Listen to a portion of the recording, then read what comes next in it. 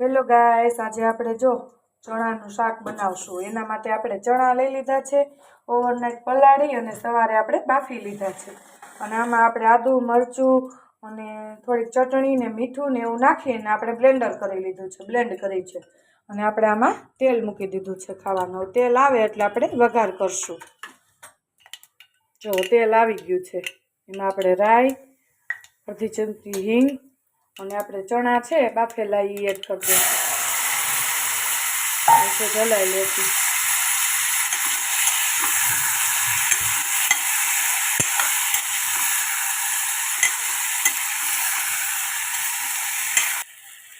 અડધી ટીસ્પૂન જેટલી હળદર અને આપણે ખાતા હોય એટલી આપણે ચટણી બે ટેબલ સ્પૂન જેટલી આપણે ચટણી એડ કરશું।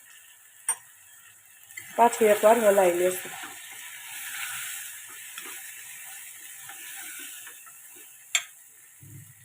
હવે આપણે આ ટમેટાની ગ્રેવી કરી છે એને પણ એડ કરી દઈશું।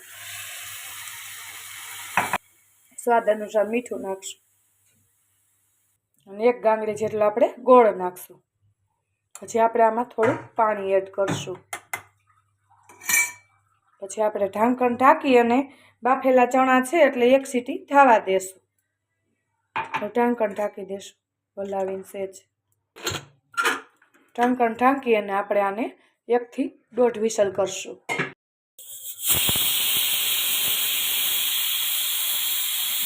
ખોલીને જોઈ લઈએ, શાક સરસ મજાનું ચડી ગયું છે। તો આપણું શાક થઈ ગયું છે રેડી।